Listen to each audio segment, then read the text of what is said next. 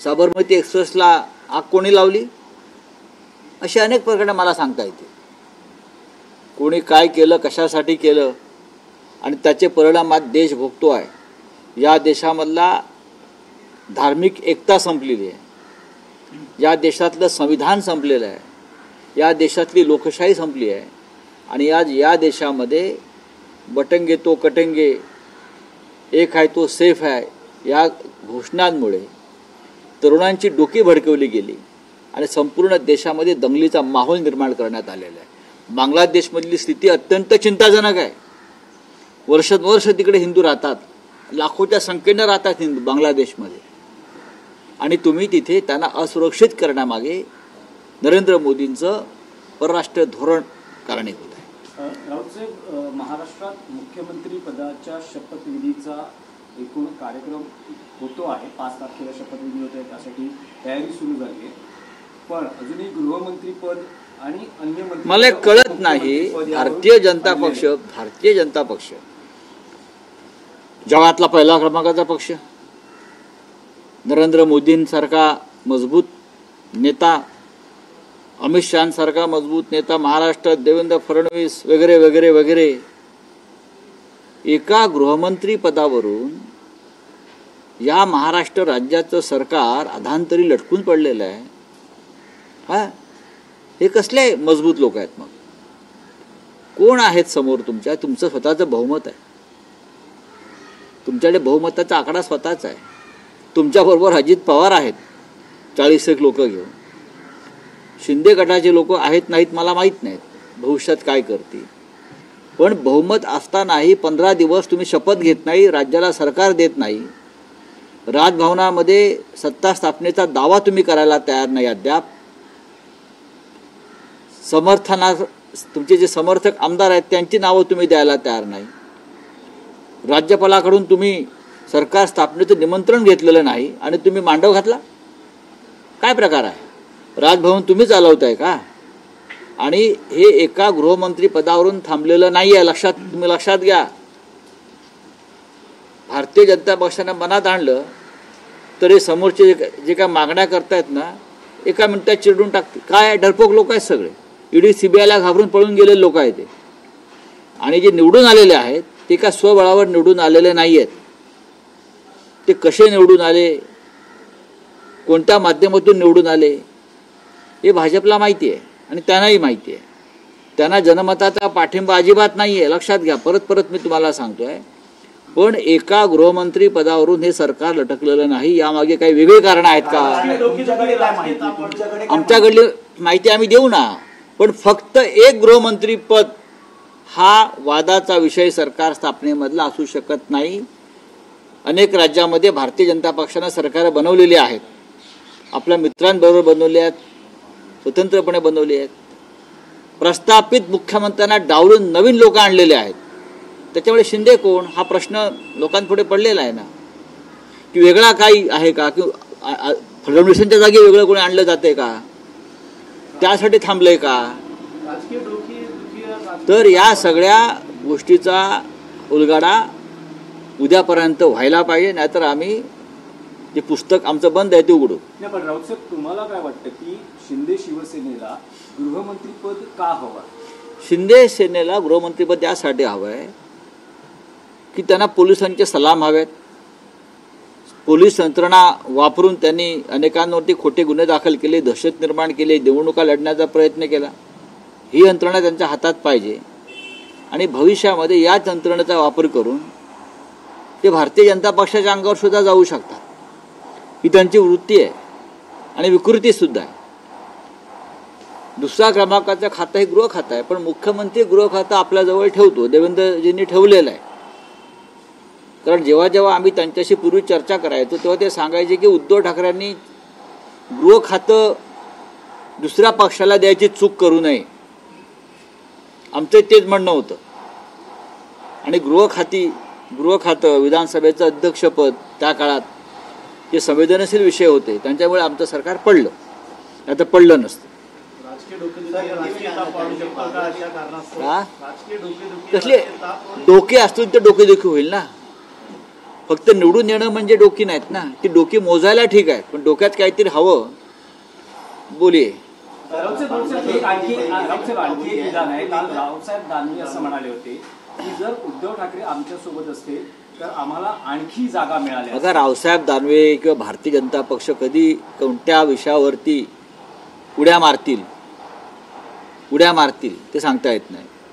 तुमच्याबरोबर होतो तेव्हा आम्ही तुम्हाला नकोसे झालो, तेव्हा तुम्ही जाऊन अमित शहाना सांगितलं नाहीत ना की जो शब्द दिलाय तो पाळा, उद्धव ठाकरे आणि शिवसेना आपल्याला गरजेची आहे. तेव्हा तुमची तोंड का शिवली होती का? आता तुम्ही जे आम्हाला द्यायला जो शब्द होता तसं तुम्ही एकनाथ शिंदेला दिलं, आताही द्यायचा प्रयत्न करताय. पण तुम्हाला बाळासाहेब ठाकरे नको होते, तुम्हाला बाळासाहेब ठाकरेंचं नाव नको होतं, तुम्हाला खरे ठाकरे नको होते, तुम्हाला मातोश्री नको होती. तुम्हाला महाराष्ट्राच्या राजकारणातून बाळासाहेब ठाकरे, हिंदू हृदय सम्राट उद्धव ठाकरे आणि त्यांची खरी शिवसेना यांना जमीनदोस्त करण्याचं तुमचं स्वप्न होतं. आता तुम्हाला हळूहळू कळेल खरं काय आणि खोटं काय. पण रावसाहेब, ज्या पद्धतीने एकनाथ शिंदे यांनी आता मुख्यमंत्री पदाबाबत जी लवचिकता दाखवली तशी जर 2019 साली उद्धव ठाकरेंनी दाखवली, तुमच्याकडे चुकीची माहिती आहे, तुम्ही राजकीय अभ्यासात कमी पडताय. एकनाथ शिंदेला मुख्यमंत्रीपद दिलं होतं हे आता जे म्हणत नाही. 2.5 वर्षाचं मुख्यमंत्रीपद एकनाथ शिंदे यांनी भोगलेलं आहे. तेव्हा जर ते मूळ शिवसेनेला दिलं असतं तर ही वेळ आली नसती. बरं का, तुम्ही आताचं बोलू नका, तुम्ही 3 वर्षापूर्वीचं बोला. आता एक निवडणूक होऊन गेलेली आहे आणि एकनाथ शिंदे यांना म्हणजे डुप्लिकेट शिवसेनेला जो भारतीय जनता पक्ष मुख्यमंत्रीपद देऊ शकतो ते उद्धव ठाकरे यांच्या नेतृत्वाखालील शिवसेनेला द्यायला तयार नव्हतं, कारण त्यांना मूळ शिवसेना नष्ट करून या राज्यामध्ये डुप्लिकेट शिवसेना उभी करायची होती. असं कोण म्हणताय? गुलाबराव पाटलाने म्हणतो मी गुलाबराव पाटलांना की तुम्ही थोडे दिवस थांबा, तुमचा पक्ष शिल्लक राहतोय का आणि भाजपा शिल्लक ठेवतोय का हे तुम्हाला कळेल. आता आमच्याकडे जे राहिलेले आहेत हे कडवट निष्ठावंत आहेत. तुमच्यासारखा जो गाळ होता, पालापाचोळा होता बेईमानांचा, तो उडून गेला. फुंकर मारली ईडी CBIने आणि त्या फुंकरेबरोबर तुमच्यासारखे लोक उडून गेले. आता जो उरलेला आहे तो भक्कम असा निष्ठावंतांचा आमचा मेळा आहे. बोला, आप बोलिए. बांग्लादेश में जिस तरीके से हिंदुओं पर अत्याचार हो रही है उस पर एक्शन न लेते हुए दूसरों मुद्दों पर जो एक्शन लिया जा रहा है. इसी बीच मोहन भागवत ने एक बयान दिया है कि पॉपुलेशन, मोहन भागवत जी को देश के पॉपुलेशन के बारे में बहुत चिंता हो रही है. आज हमारी देश की पॉपुलेशन लगभग 150 करोड़ हो गई. और कितनी पॉपुलेशन बढ़ाना चाहते हैं सरसंघ चालक, और कितनी पॉपुलेशन बढ़ाना चाहते हैं आप बताइए. सबसे पहले ये जो सलाह है आपके बीजेपी के लोगों को दीजिए. एक जगह पर आपकी सरकार कॉमन सिविल कोड लाना चाहती है, कुटुंब कल्याण कुटुंब नियोजन की योजना चलाती है, मुसलमानों के बारे में 2 या 3 या जो बात करते हैं ना ये उस बारे में बात करते हैं. और बीजेपी की जो पेरेंट बॉडी है, RSS कहते हैं कि बच्चे बढ़ाओ. ये दोगली नीति है. कौन खतरे में है? हमारा देश खतरे में नहीं है, आप खतरे में, आप सब लोग खतरे में है. 150 करोड़ पॉपुलेशन होने के बावजूद आप लोग बोलते हैं कि पॉपुलेशन बढ़ाए.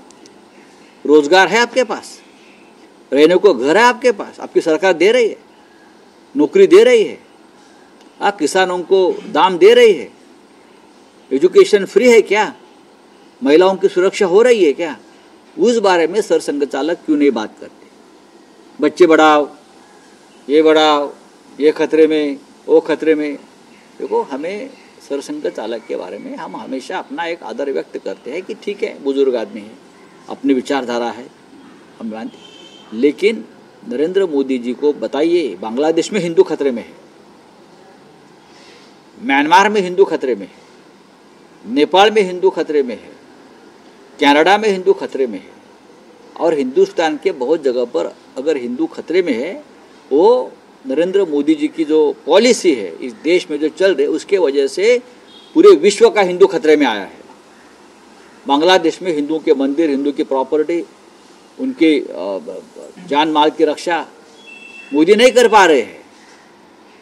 जो हमारी नेबरिंग कंट्री है सबके साथ हमारे रिश्ते बिगड़ चुके हैं।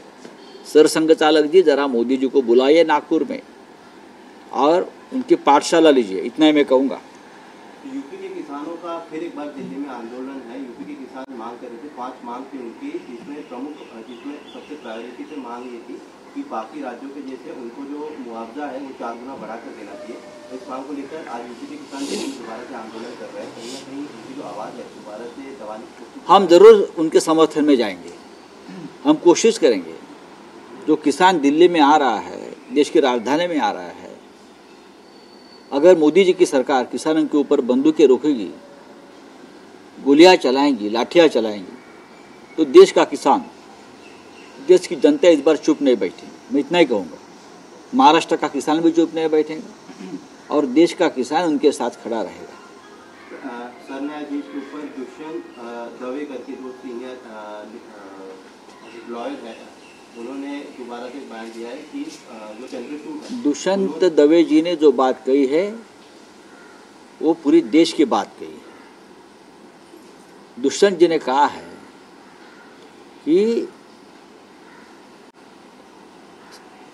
चीफ जस्टिस ऑफ इंडिया जो थे मिस्टर चंद्रचूड़, वो बीजेपी के आदमी थे। बीजेपी के आदमी की तरह उसने चेयर पर बैठकर काम किया है, ये दुष्यंत दवे जी का कहना है। और हम जिस तरह से महाराष्ट्र के बारे में एक संविधान के खिलाफ एक सरकार बनी और चलाई गई और सुप्रीम कोर्ट के प्रोटेक्शन में चली, तो मुझे लगता है ये भारतीय जनता पार्टी की पॉलिसी थी और सर न्यायाधीश होते हुए चंद्रचूड़ साहब ने ये पॉलिसी को आगे बढ़ाया। Thank you.